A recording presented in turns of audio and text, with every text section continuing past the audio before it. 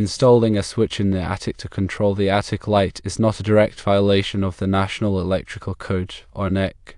However, it is essential to consider built-in codes, which often have stricter requirements regarding the placement of electrical devices, especially in locations where they could be susceptible to physical damage or create safety hazards.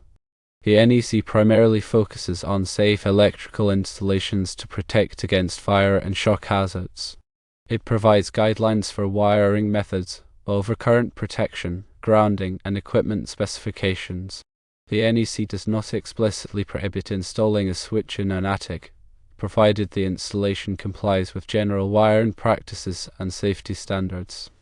These include using appropriate wiring methods such as non-metallic sheath cable, or NM cable, installed according to Article 334, or conduit systems like electrical metallic tubing, or INT, as per Article 358, ensuring proper overcurrent protection with circuit breakers or fuses as outlined in Article 240, and grounding the electrical system according to Article 250. From the perspective of the NEC, if the switch and its wiring are installed correctly with appropriate protection and grounding, it would generally be considered compliant. However, building codes are a separate set of regulations that focus on the overall safety and structural integrity of a building. Building codes often address concerns such as fire safety, structural stability, accessibility, and energy conservation. These codes are typically adopted and enforced at the state or local level, and they can vary significantly from one jurisdiction to another. Many building codes prohibit the installation of electrical devices in locations where they could be easily damaged or create a hazard. An attic, particularly near a pull-down staircase, may be considered such a location.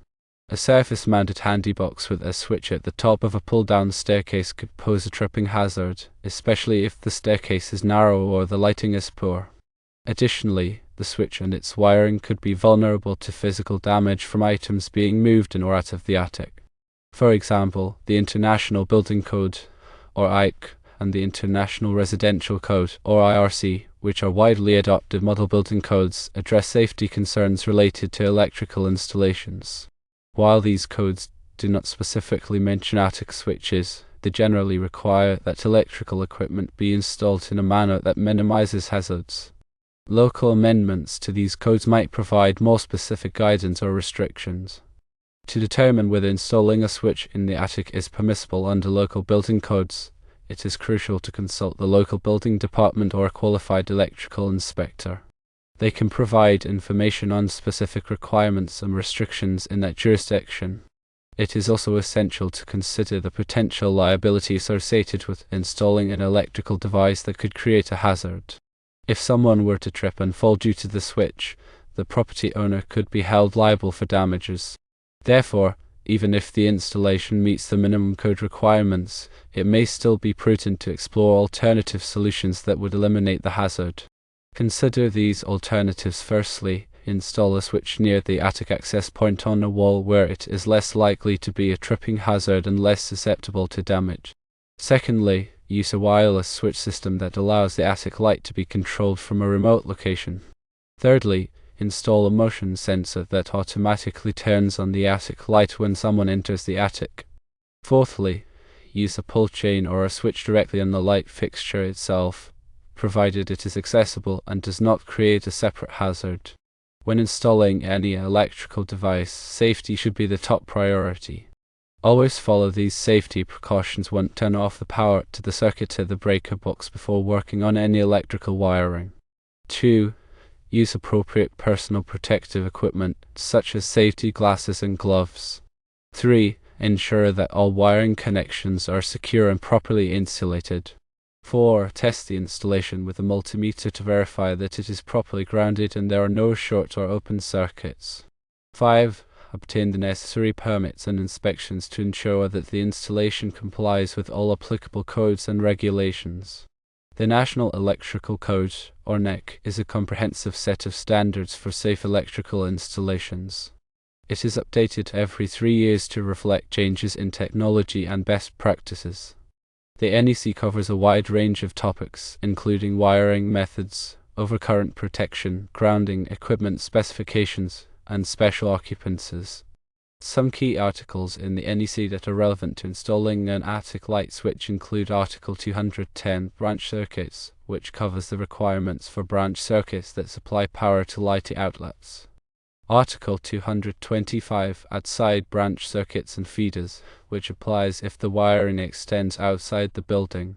Article 240, overcurrent protection, which covers the requirements for circuit breakers and fuses. Article 250, grounding and bonding, which covers the requirements for grounding the electrical system to protect against shock hazards. Article 310, conductors for general wiring, which covers the requirements for the size and type of conductors used in electrical wiring. Article 314, outlet, device, pull and junction boxes, conduit bodies, fittings, and handhole enclosures, which covers the requirements for installing electrical boxes and enclosures. Article 334, non-metallic sheaths cable type NM, which covers the requirements for using NM cable, which is commonly used in residential wiring. Article 404, switches, which covers the requirements for installing switches, including their location and mounting. Article 410, luminaires, lamp holders, and lamps, which covers the requirements for installing light fixtures and lamps. When planning an electrical installation, it is essential to consider the specific requirements of the NEC and any applicable local amendments. For example, Section 210.8 of the NEC requires ground fault circuit interrupter, or GFCI, protection for certain outlets in dwelling units. While this requirement does not typically apply to attic lighting circuits, it is essential to be aware of such requirements and ensure that the installation complies with all applicable codes. In addition to the NEC, other standards and guidelines may be relevant to installing an attic light switch. These include standards from organizations such as the National Fire Protection Association, or NFPA, the Institute of Electrical and Electronics Engineers, or IEE, and Underwriters Laboratories, or OL. The NFPA publishes the NEC and other fire safety standards. The IEE develops standards for electrical engineering and related fields. UL tests and certifies electrical products to ensure that they meet safety standards.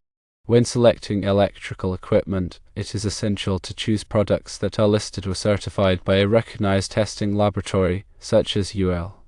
This ensures that the equipment has been tested and found to be safe for its intended use. When installing electrical wiring, it is essential to follow best practices for safety and reliability. This includes using appropriate wiring methods, making secure connections, and protecting the wiring from physical damage. Some specific best practices include 1. Use wire connectors that are listed for the size and type of conductors being used. 2. Make sure that all connections are tight and properly insulated. 3. Protect wiring from abrasion or damage by running it through conduit or using cable staples. 4. Avoid running wiring in areas where it could be exposed to moisture or chemicals. 5. Label all circuits and equipment clearly to facilitate future maintenance and troubleshooting. In addition to following code requirements and best practices, it is also essential to consider the long-term maintenance and operation of the electrical system. This includes providing adequate access to electrical equipment for inspection and maintenance and ensuring that the system is properly grounded to protect against electrical hazards. Some specific considerations for long-term maintenance and operation include 1. Install access panels or doors to provide access to electrical boxes and equipment. 2. Use corrosion-resistant materials in areas where the electrical system could be exposed to moisture or chemicals. 3. Periodically inspect the electrical system for signs of damage or wear. 4. Replace any damaged or worn components promptly. 5. Keep accurate records of all electrical work performed on the system. When troubleshooting electrical problems, it is essential to follow safe practices and use appropriate test equipment.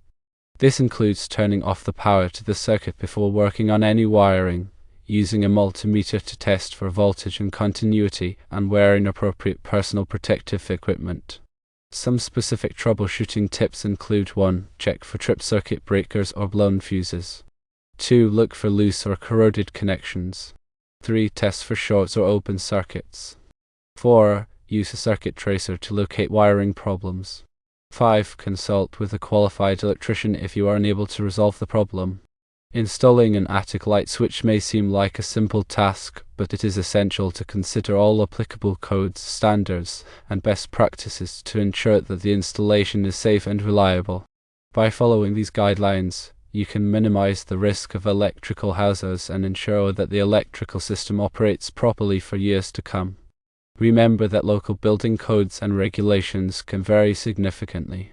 Always consult with the local building department or a qualified electrical inspector to ensure that the installation complies with all applicable requirements. In conclusion, while the NEC might not explicitly prohibit the installation of an attic light switch, building codes often address safety concerns related to potential hazards. Assessing the specific location, potential for impact damage, and consulting local regulations are crucial steps to ensure compliance and safety.